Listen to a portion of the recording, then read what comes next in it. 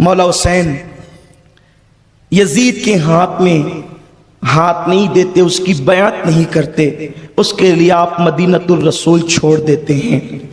مکے والوں کو پتا چلا کہ مولا حسین مدینہ شریف چھوڑ کر مکۃ المکرمہ تشریف لا رہے ہیں، تو مکے میں ایک خوشی کا سما بندھ گیا، اس لیے کہ آقا کریم صلی اللہ علیہ وسلم نے جب مکے سے ہجرت کی تھی تو مدینے میں سما تھا خوشیوں کا۔ اب وارث رسول، وارث پیغمبر، اس وقت روئے زمین پر جو مولا حسین کا ظاہری دور ہے، مولا حسین سے افضل روئے زمین پر کوئی نہیں تھا، کیونکہ وہ تنہا نواس رسول تھے۔ جب وہ مکۃ المکرمہ آنے والے تھے تو خوشیوں کا ایک سما بن گیا۔ اہل مکہ نے باہر نکل کر ان کا استقبال کیا، اور اس کے بعد حرم کا مسلح یہ کہہ کر مولا حسین کو سونپ دیا، جس کی امانت ہے اب وہ سنبھال لے۔ مولا حسین نمازیں پڑھاتے۔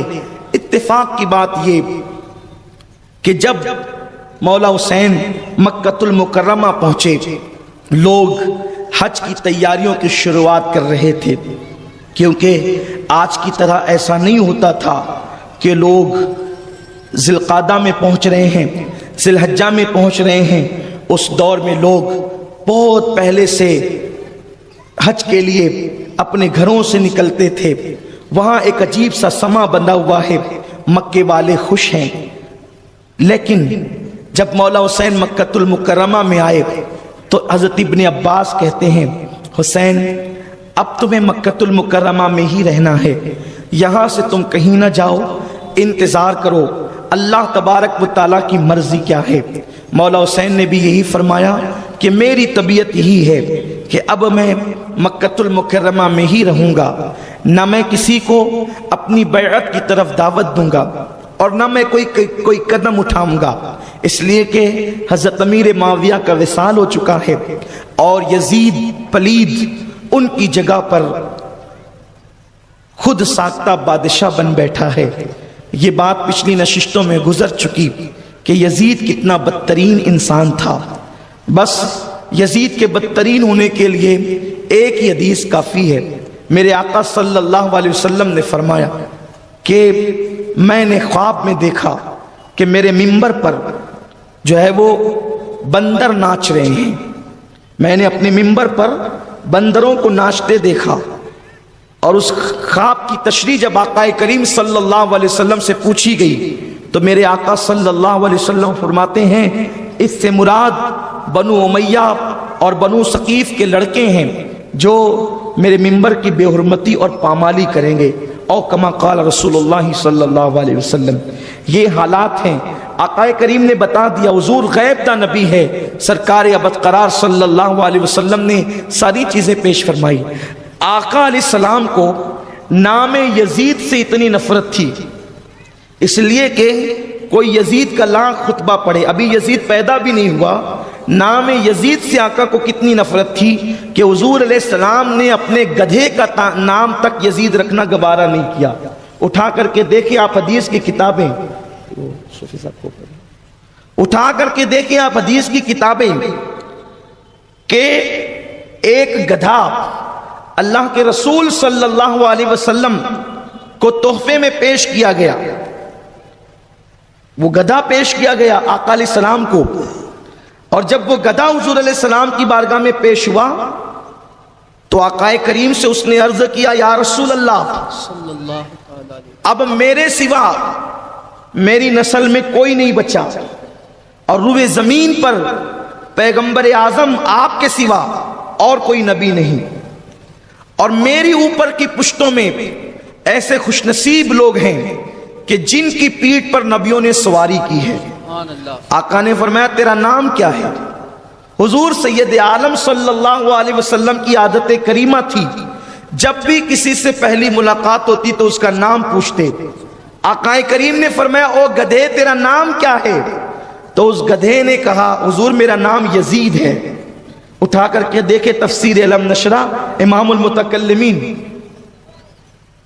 علامہ رازی کی تفسیر اٹھا کر کے دیکھیں، اسی طرح الخصائص الکبریٰ اٹھا کر کے دیکھیں، حجت البالغہ اٹھا کر کے دیکھیں، جب اس گدھے نے کہا یا رسول اللہ میرا نام یزید ہے، آقا نے فرمایا تیرا نام یزید نہیں ہے، تیرا نام یافور ہے۔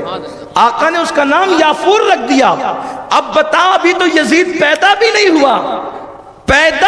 ہوا، غیب دان نبی کو یہ بھی گوارا نہیں کہ جو گدھا میرا وفادار ہے اس کا نام بھی یزید ہو جائے، اس لیے کہ جہاں یزیدیت ہوگی وہاں وفاداری کبھی نہیں ہو سکتی۔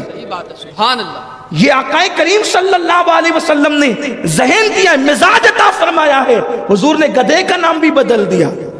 جن حضرات کو یزید سے محبت ہے وہ پھر محفل شہداء اسلام کیوں رکھتے ہیں؟ اگر وہ لوگ رکھنا چاہیں تو محفل یزید رکھ کر کے دیکھیں، پھر ہم بھی دیکھیں گے کہ تمہاری محفلوں میں کتنے یزیدی آتے ہیں، ہم بھی دیکھیں گے، ہم بھی آزمائیں گے۔ تم دھوکہ دے رہے ہو اس لیے کہ نام شہداء کا رکھتے ہو اور بات یزید کی کرتے ہو۔ خدا کے لیے یہ منافقت نہ کرو، اگر ہمت ہے تو جیسے ہم اپنے سینے کو تان کر کہتے ہیں ہم حسینی ہیں، کبھی اعلان تو کرو کہ ہم یزیدی ہیں۔ سبحان اللہ، سبحان اللہ، نعرہ تکبیر، نعرہ رسالت، نعرہ رسالت، ذکر تاجدار کربلا۔ سبحان اللہ، سبحان اور ہمارا اعلان ڈھکا چھپا نہیں ہے۔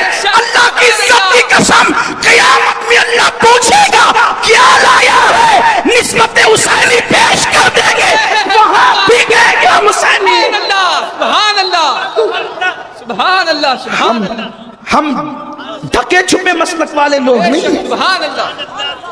اگر بات یزید کی کرنے ہم منع نہیں کرتے، بالکل کرو، لیکن حسین کے نام پہ مت بلاؤ، پھر جس کے نام پہ بلاؤ بات اسی کی کرو، ورنہ اللہ کی بارگاہ میں سب کو جواب دینا ہے، رب کی بارگاہ میں جواب سب کو دینا ہے۔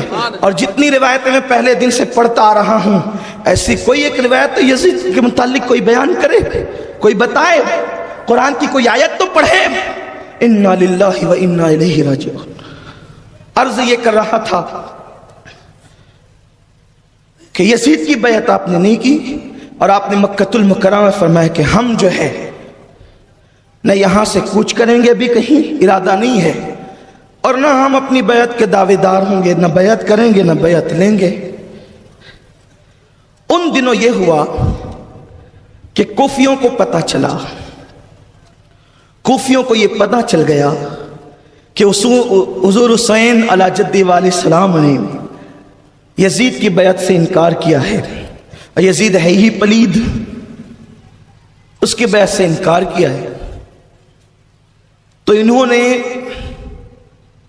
سلیمان کے گھر میں جمع ہو کر ایک میٹنگ کی کہ مولا حسین کو کوفہ بلاؤ، اور کوفے بلا کر کے ہم ان کے ہاتھ پر بیعت کریں، اس لیے کہ کوفہ جو لوگ اپنے آپ کو شیعان علی کہتے تھے ان کا مرکز تھا۔ یہ بات بھی علامہ طبرسی کی کتاب سے پڑھ دوں۔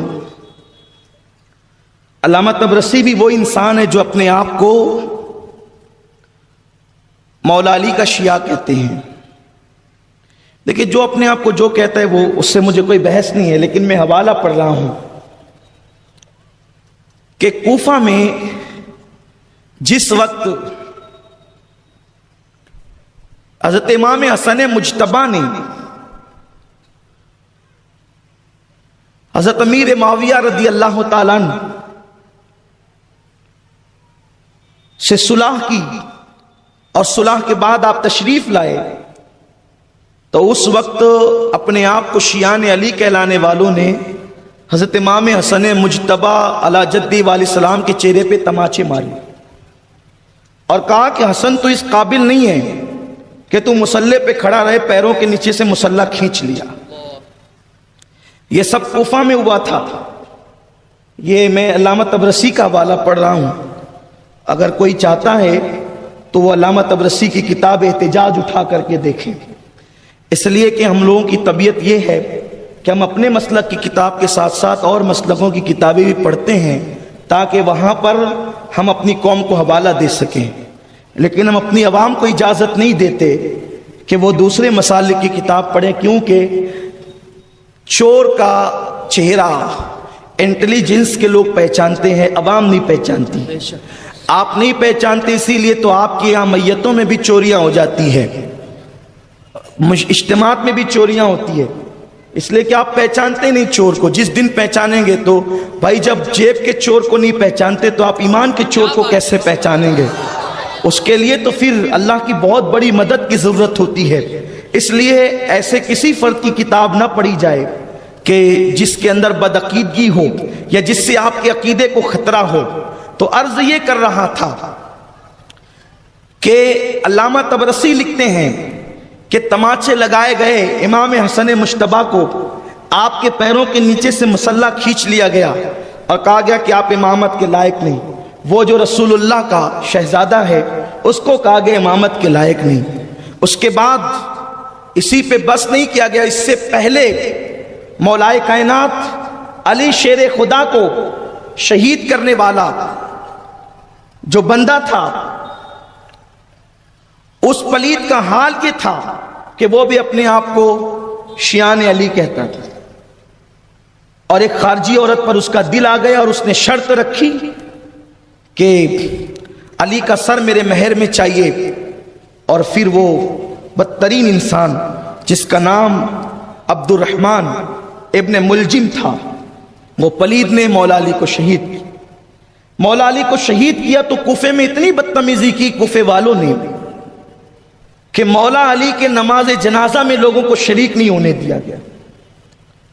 یہ بات بھی علامہ طبرسی کی کتاب کے حوالے سے پڑھ رہا ہوں تاکہ جو حضرات محرم الحرام میں صحابہ کو گالیاں دیتے ہیں اور کہتے ہیں ہم اہل بیت والے، ہم ان کو بتانا چاہتے ہیں کہ اہل بیت کا حقیقی دشمن کون ہے۔ یہ چہرہ پہچانے آپ، ہم کسی کو یہاں برا بلا کہنے نہیں بیٹھے، یہ محفل حسین سے جا کے بیٹھے۔ اور علامہ طبرسی خود لکھتے ہیں کہ اتنا طوفان کوفے والوں نے بپا کیا کہ مولا علی کی نماز جنازہ میں صرف 3 لوگ شریک ہوئے، ایک مولا حسن مجتبیٰ، ایک حضرت امام حسین، اور تیسرا حضرت امام حسین کا غلام۔ ان 3 لوگوں نے نماز جنازہ پڑھی۔ یہ بات کہاں تک صحیح ہے یہ تو علامہ طبرسی ثابت کریں گے، یہ ان کے ذمے ہیں، لیکن میں حوالہ پڑھ رہا ہوں ان کا۔ یہ طوفان بدتمیزی کوفہ والوں نے بپا کی ہے، لیکن مولا علی کی شان یہ تھی۔ یہاں یہ روایت بھی پڑھ دوں کہ مولا علی نے شہادت کے وقت کہا تھا کہ مجھے کوفہ میں دفن نہیں کرنا بلکہ میرا جنازہ لے کر کے چلنا، اور ایک جنگل میں ایک مقام آئے گا، وہاں پر ایک نورانی پتھر رکھا ہوگا، وہ نورانی پتھر ہٹا دینا، اسی میں میری قبر خودی ہوئی موجود رہے گی، میری قبر اسی میں خودی ہوئی موجود رہے گی۔ تو مولا حسین سے عرض کیا، مولا حسین نے عرض کیا تھا بابا جان آپ کی قبر پہلے سے خودی ہوئی ہے؟ فرمایا ہاں، اس لیے کہ حضرت نوح علیہ السلام کا علاقہ یہی علاقہ ہے، یہی وہ علاقہ ہے جہاں حضرت نوح علیہ السلام کو مبعوث کیا گیا، اور اسی کے آس پاس کشتی نوح لگی تھی۔ تو حضرت نوح علیہ السلام کی کشتی کو جو کنارہ ملا تھا وہ پنجتن کے نام کی برکت سے ملا تھا۔ تو حضرت نوح نے فرمایا تھا جن کے نام کی برکت سے کشتی کو کنارہ ملا ہے وہ علی اسی کوفہ میں شہید ہوگا، جبکہ کوفہ بھی بنا نہیں تھا، کوفہ بسا نہیں تھا، کوفہ جنگل تھا۔ یہاں ایک شہر بسے گا جس کا نام کوفہ ہوگا، نبی کا داماد یہی شہید ہوگا۔ تو کہا وہ شہید بعد میں ہوگا جس کے نام سے میری کشتی کو کنارہ ملا، میں اس کی پہلے ہی قبر بنا کر کے جاؤں گا۔ سبحان اللہ، نعرہ تکبیر۔ یہ حسین کے بابا کی شان ہے، سبحان اللہ، سبحان اللہ، مولا علی کی شان ہے۔ سبحان اللہ، اول العزم پیغمبر جس کی قبر کھودتا ہو سبحان اللہ۔ حسین کا بابا ہے۔ تو کوفہ والوں نے مولا علی پہ ظلم کیا، مولا حسن مجتبیٰ پہ ظلم کیا، یہ سب چیزیں بالکل واضح تھیں، اور سب یہی کہہ رہے تھے حسین اب تمہیں کوفہ والے ہی بلائیں گے۔ وہی بدماش کوفی لا یوفی، وہی بلائیں گے، وہی تمہارے ساتھ بلا کر کے بدتمیزیاں بھی کریں گے۔ وہ آپ کے بھائی کے ساتھ بھی کر چکے ہیں، آپ کے والد کے ساتھ بھی کر چکے ہیں، اور وہ لوگ آپ کے ساتھ بھی کریں گے۔ مولا حسین نے فرمایا کہ میرا تو ارادہ ہے نہیں یہاں سے جانے کا، لیکن کوفے والوں نے جو بہت محتاط روایت ہے، اس لیے کہ روایتوں میں ہم کوشش کرتے ہیں کہ جو بہت محتاط سے محتاط تر روایت ہو وہ پیش کریں۔ بعض لوگوں نے کہا کہ انہوں نے 40,000 خط لکھے، بعض لوگوں نے کہا انہوں نے 70,000 خط لکھے، بعض لوگوں نے کہا انہوں نے 1200 خط لکھے، لیکن بہت اخیر کا قول ہے، اس سے کم کسی نے بیان نہیں کیا کہ انہوں نے 150 خط لکھے۔ ہر روز ایک کے بعد ایک خطوط آتے رہے، حسین ہم نے ابھی تک کہ یزید کی بیعت نہیں کی ہے، یزید فاسق و فاجر ہے، اگر آپ آئیں تو ہم آپ کی بیعت کر لیں گے۔ مولا حسین ان کے خط پڑھتے رہے، کوئی جواب نہیں دیتے تھے، کیونکہ کوفیوں سے بہت مرتبہ سابقہ پڑ چکا تھا کہ وہ لوگ بڑے بے وفا ہیں، بڑی بے وفائی ہے ان کے اندر۔ مولا حسین نے ان کو کوئی جواب نہ دیا، لیکن ایک خط جو آخری میں آیا ہے، اس خط کا مضمون تاریخ میں یوں آتا ہے کہ یہ لکھا تھا، حسین تمہیں اپنے نانا کی شریعت پیاری نہیں؟ ٹھیک ہے، اگر آپ کو مکے کی راحتوں سے نکل کر کوفہ آنا گوارا نہیں تو ایک کام کرتے ہیں، اب ہم یزید کے ہاتھ پر بیعت کر لیتے ہیں۔ جب قیامت کے دن اللہ پوچھے گا کہ تم نے ایک بدترین فاسق و فاجر، زانی، شرابی، مجرے سننے والا، بندر نچانے والا، اس کے ہاتھ پر بیعت کیوں کی، تو ہم اللہ سے عرض کریں گے، مولا تیرے نبی کے نواسے کو تیرے دین سے زیادہ اپنی جان پیاری تھی، سفر کی صحبتیں وہ برداشت نہیں کر سکتے تھے۔ مولا حسین نے وہ خط پڑھا، لرز گئے، اس لیے کہ ان کی تربیت رسول اللہ نے کی تھی۔ جو اللہ کا جتنا قریبی ہوتا ہے اس کے دل میں اللہ کا خوف اتنا زیادہ ہوتا ہے۔ مولا حسین نے کوفہ جانے کی تیاری شروع کر دی۔ جیسے ہی صحابہ کو پتہ چلا، وہ جو اس وقت کے اکابر تھے، جیسے عبد الرحمن ابن ابو بکر، حضرت عبداللہ ابن زبیر، عبداللہ ابن عمر، عبداللہ ابن عباس، ان لوگوں کو پتہ چلا تو ان لوگوں نے کہا، حسین آپ ایسا نہ کریں، روئے زمین پر اس وقت تو تم سے بڑھ کر فضیلت والا، عظمت والا، بزرگی والا کوئی نہیں ہے، آپ نہ جائیں۔ کوفے والوں نے ہمیشہ بدتمیزی کی ہے، دھوکہ دیا ہے، اور اب وہ تمہیں بلا رہے ہیں اور وہ ضرور تمہیں دھوکہ دیں گے۔ مولا حسین نے کہا، یہ خط دیکھو، یہ خط دیکھو، اس میں کیا لکھا ہے، اب بھی کوئی راستہ بچتا ہے کہ میں یہاں رکوں؟ اس وقت انہوں نے مشورہ دیا، اگر آپ جانا ہی چاہتے ہیں تو ایک کام کریں، پہلے آپ اپنا کسی کو نائب بنا کر کے بھیجیں، اگر وہ وہاں سے اچھی رپورٹ دیں شوق سے جائیں۔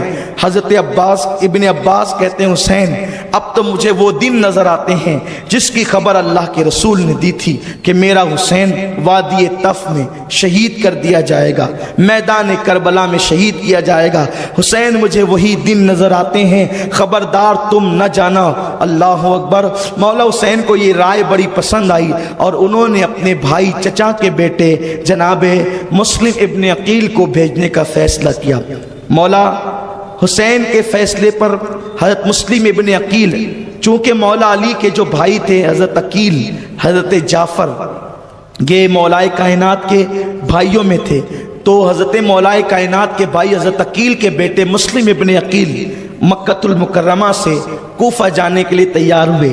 جب آپ تیار ہوئے تو آپ کے دو بیٹے، جو ایک کی عمر 8 سال تھی، دوسرے کی عمر 6 سال تھی، دونوں بچوں نے کہا، ابا جان ہم بھی چلیں گے۔ اور حضرت مسلم ابن عقیل نے بچوں کی شفقت اور محبت میں انہیں ساتھ لیا، اور المختصر یہ کہ آپ کوفہ پہنچے۔ جب مسلم ابن عقیل مولا حسین کے نمائندے بن کر کوفہ پہنچے تو اس وقت ایک دن میں 12,000 لوگوں نے حضرت مسلم ابن عقیل کے ہاتھ پر مولا حسین کے نام سے بیعت کی۔ اس وقت کوفہ کے گورنر صحابی رسول حضرت نعمان بن بشیر رضی اللہ تعالیٰ عنہ تھے۔ حضرت نعمان نے دیکھا لوگ جوک در جوک جو ہے مسلم ابن عقیل کے ہاتھ پہ بیعت کرتے ہیں۔ آپ مسجد میں گئے، مسجد میں جانے کے بعد منبر پہ چڑھے، بھائی دیکھو ایسا مت کرو، کیونکہ یزید کو پتہ چلے گا وہ سختی کرے گا، مسائل پیدا کرے گا، تو چونکہ کچھ لوگ یزید کے حامی تھے، انہوں نے کہا ایسی تقریر سے کوئی فائدہ نہیں ہوگا، آپ کوئی کارروائی کریں۔ حضرت نعمان بن بشیر نے کہا کیا میں نبی کی اولاد پہ کارروائی کروں؟ کیسی بات کرتے ہو، میں ان پر کوئی سختی نہیں کر سکتا۔ اور لوگ جوک در جوک مسلم ابن عقیل کے ہاتھ پہ بیعت کرنے لگے۔ اس وقت حضرت مسلم ابن عقیل مختار ابن عبید ثقفی کے گھر پر آپ کا قیام تھا۔ لوگ دھیرے دھیرے بیعت کرتے رہے۔ حضرت مسلم ابن عقیل نے دیکھا کہ حالات بڑے سازگار ہیں۔ محمد اور ابراہیم کو کوئی کندھوں پہ اٹھاتا، کوئی گود میں لیتا، شہزادوں کی طرح زندگی ہو گئی تھی۔ ان دنوں آپ نے خط لکھا، اے ابن رسول، مولا حسین حالات بڑے اچھے ہیں، آپ جلد سے جلد تشریف لے آئیں۔ ادھر مولا حسین کے نام خط گیا، ادھر یزید کو بھی اطلاع بھیج دی گئی کہ نعمان بن بشیر مسلم ابن عقیل پر کوئی کارروائی نہیں کرتے، اور انہوں نے بڑی نرمی کی ہے جس کی وجہ سے لوگ مسلم ابن عقیل کے ہاتھ پہ حسین کے نام سے بیعت کر رہے ہیں۔ اگر تم کوفہ کو بچانا چاہتے ہو تو جلد سے جلد کوئی سخت سے سخت آدمی بھیجو۔ اب آل نبی پر جو سختی کرے ایسا آدمی ان کو چاہیے تھا۔ تو یزید کا دوست سرجون، جس کا ذکر پچھلی نشست میں آپ سن چکے ہیں، یہ یزید کا بڑا پکا دوست، بڑا بدترین آدمی ہے یہ بھی۔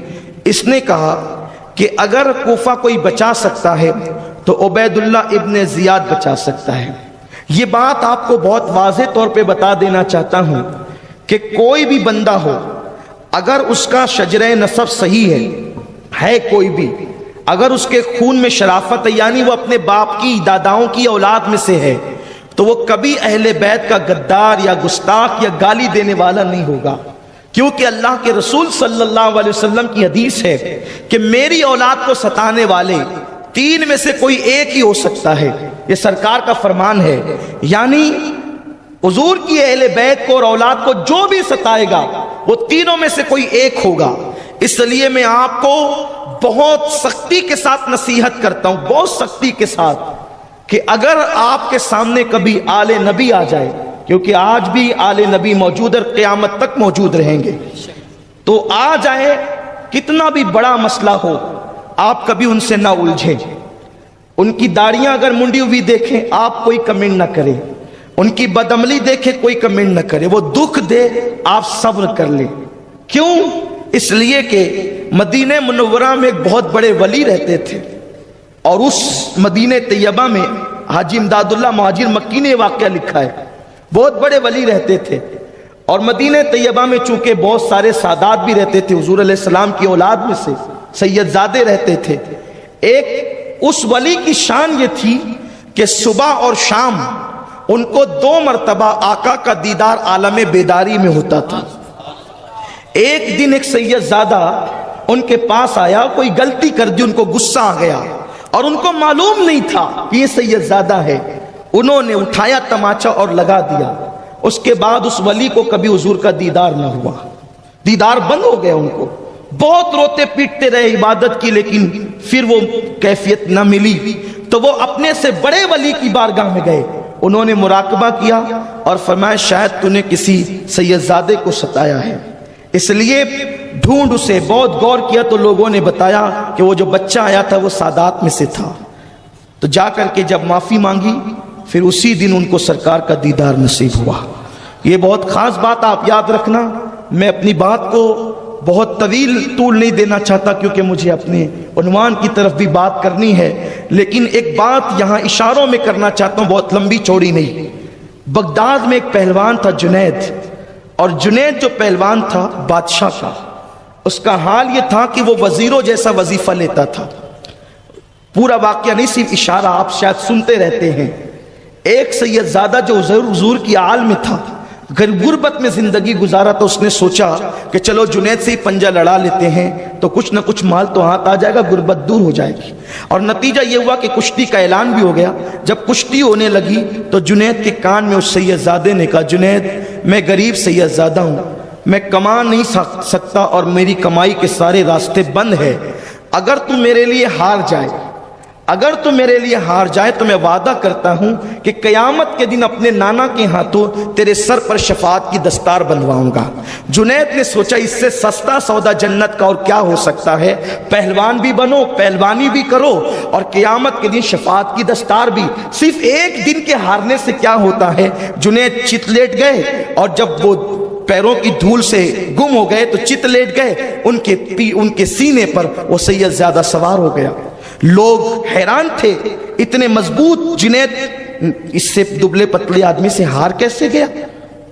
لوگوں نے کہا دوبارہ مقابلہ، دوبارہ بھی یہی ہوا، 112 مقابلہ 100 بار بھی یہی ہوا۔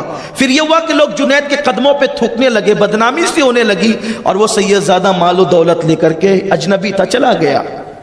جنید بوجھل قدموں سے گھر کی طرف گئے، کوئی پوچھنے والا نہیں تھا، سر پہ اٹھانے والے بھی تھو تھو کرتے تھے، لیکن جنید کو کوئی غم نہیں تھا، کیونکہ ہارا بھی کس سے؟ نبی کی آل سے۔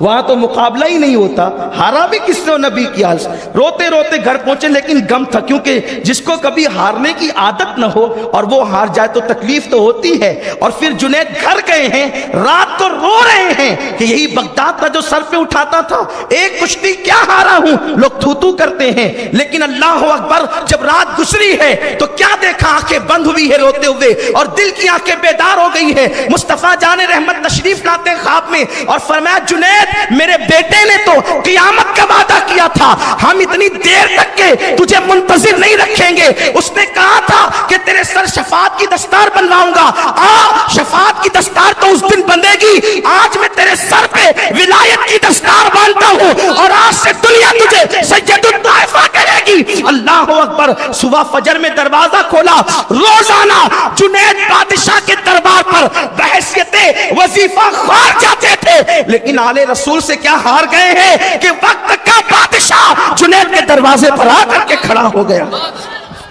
اس لیے بہت نازک بارگاہ ہے، ان سے نہیں لڑنا، ان سے نہیں الجھنا۔ یہ خانقاہ وارث پاک کی، یہ خانقاہ محررہ مطہرہ کی، یہ خانقاہ کچوچھے مقدسہ کی، یہ خانقاہ صابر پاک کلیری کی، جانا تو پھر اس طرح جانا کہ غلاموں کی طرح، پھر وہاں تاجدار بھی ہو تو سر جھکا کے جانا، غریب نواز، یہ سب حضور کی اولاد ہیں، اور قیامت تک یہ رہیں گے، قیامت تک رہیں گے سادات، اور جب تک یہ رہیں گے اس وقت تک قیامت نہیں آئے گی۔ تو آقا فرماتے ہیں میری اولاد کو ستانے والے 3 میں سے کوئی ایک ہوگا، یا تو وہ منافق ہوگا، دل میں اسلام نہیں، زبان پہ کلمہ، منافق ہوگا۔ دوسرا، یا تو وہ ایسے دنوں میں آ گیا ماں کے پیٹ میں جن دنوں میں اللہ کے رسول صلی اللہ علیہ وسلم نے اور اللہ نے قانون بنایا کہ اس دن میاں بیوی وظیفہ زوجیت نہیں کر سکتے۔ بہت حیا کے پردے میں سمجھانا چاہتا ہوں، ممنوع ایام میں جو ماں کے پیٹ میں آ گیا تو اس کو حائضی بچہ کہا گیا حدیث میں، تو یا تو وہ ہوگا جو آل نبی کا گستاخ اور غدار ہوگا، اور تیسرا فرمایا یا تو وہ زنا کی اولاد سے ہوگا۔ تینوں میں کوئی ایک ہوگا، دیکھ لیجئے جس کو بھی، جو ہیں شریف النسب ہار جا کر کے جنید بنتے ہیں، ہار جاتے ہیں، ان سے جیتنے کی کوشش نہیں کرتے۔ اللہ اکبر۔ حضرت فاروق اعظم کا حال یہ تھا، جس محفل میں آل نبی ہوتے فرماتے تم آگے چلو، اس کے بعد میں پیچھے چلوں گا، کیونکہ آقا نے فرمایا میری آل کو پیچھے کرو گے تو تم پیچھے کر دیے جاؤ گے۔ بڑی فضیلتیں ہیں، اللہ کا فضل ہے کہ ہم اہل سنت اتنے خوش نصیب ہیں کہ ہمارے درمیان آج تک حضور کی اولاد موجود ہیں، اور ہماری جو خانقاہیں ان میں بھی سرکار کی آل آرام فرما رہی ہے۔ غریب نواز جیسا آل رسول ہمارے مسلک میں موجود ہے، محبوب الہی جیسا آل رسول ہمارے مسلک میں موجود ہے، حضرت قطب الدین بختیار کاکی جیسا آل رسول ہمارے مسلک میں موجود ہے، صابر پاک کلیری جیسا، غوث پاک جیسا قربان، یہ نبی کے شہزادے ہیں، کتنے عظیم ہیں، ان کی زندگیاں پڑھ کر کے رشک آتا ہے، یہ ایسے ہیں، مولا حسین کیسے ہوں گے، مولا حسن کیسے ہوں گے، سیدہ فاطمہ کیسی ہوگی، الحمدللہ۔ تو اسی لیے امام اہل سنت کہتے ہیں کیسے آقاؤں کا بندہ ہے رضا، بول بالے میری سرکاروں کے، ہم تو بڑی اونچی نسبت والے ہیں، کسی نے کہا ہے ان کی نسبت کا تاج رکھتے ہیں، ہم حسینی مزاج رکھتے ہیں، ہر مرض کا علاج رکھتے ہیں، خوف کیا ہو ہمیں یزیدوں سے، ہم حسینی مزاج رکھتے ہیں۔ اور کسی نے کہا ہے کہ ان بزرگوں سے ملتا ہے ہمارا شجرہ، ہیں؟ یہ الگ بات ہے کہ خاموش کھڑے رہتے ہیں، پھر بھی جو لوگ بڑے ہیں وہ بڑے رہتے ہیں، اور ایسے درویشوں سے ملتا ہے ہمارا شجرہ، ہمارا شجرہ، سبحان اللہ، ہمارا شجرہ۔ جو بے شجرے ہیں انہوں شجروں ہی پہ چڑ ہے، ایسے درویشوں سے ملتا ہے ہمارا شجرہ، جن کے قدموں میں کہیں تاج پڑے رہتے ہیں، وہ تاجداروں کی اولاد ہیں ہمارے تاج۔ تو عبید اللہ ابن زیاد کا انتخاب ہوا۔ عبید اللہ ابن زیاد کون؟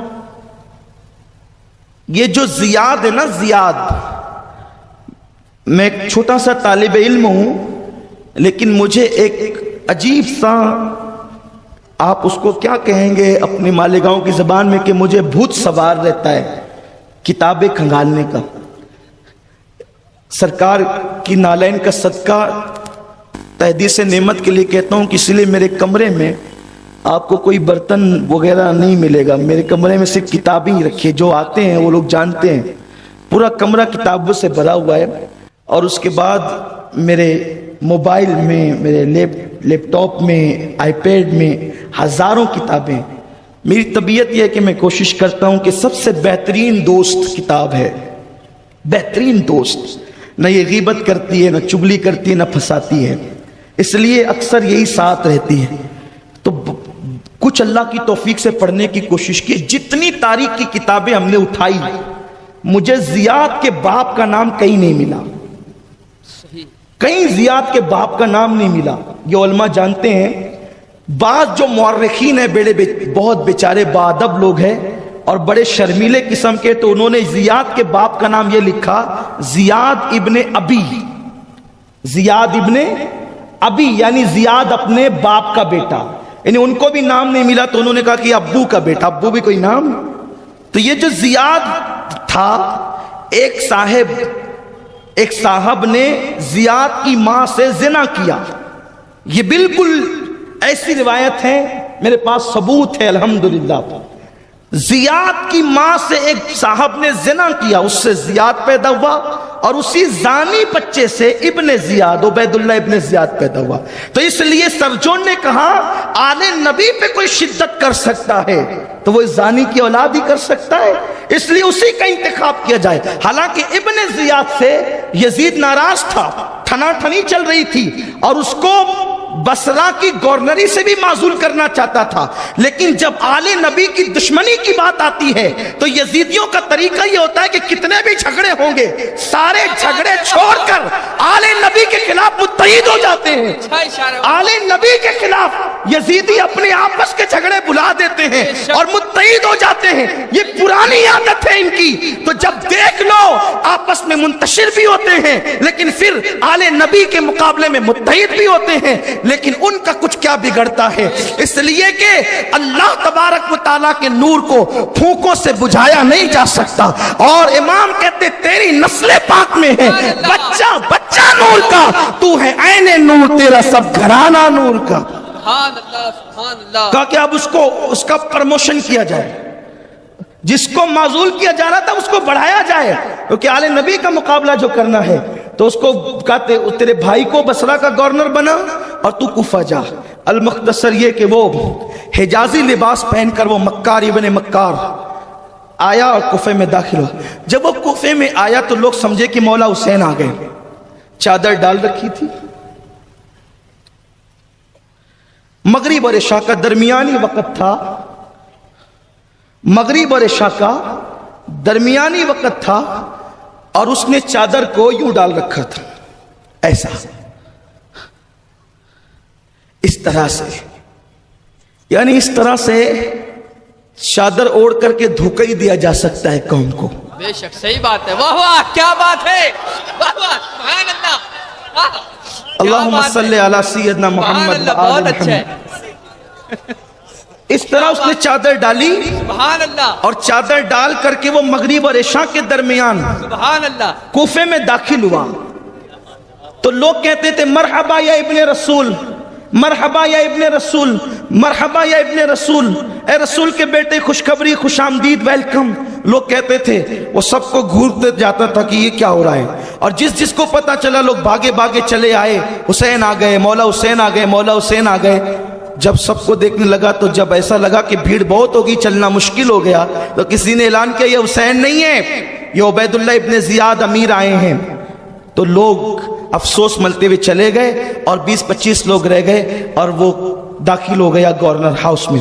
جب وہ گورنر ہاؤس میں داخل ہوا تو اس نے کہا نعمان بن بشیر تم ہٹ جاؤ, تمہیں یزید نے معزول کر دیا. اس کے بعد وہ دوسرے دن منبر پہ چڑھا اور کہا خبردار, جس نے بھی مسلم کو پناہ دے رکھی ہے وہ اپنے گھر سے مسلم کو نکال دے یا ہمارے حوالے کر دے بچوں سمیت, ورنہ اس کا انجام بہت برا ہوگا. اور جس نے بیعت کی ہے وہ کنارہ کش ہو جائے, ورنہ بہت سخت سے سخت سزا دی جائے گی. کوفی لا یوفی ڈر گئے. ڈرنے کے بعد دھیرے دھیرے چھٹنے لگے, ملنے جلنے سے پرہیز کرنے لگے.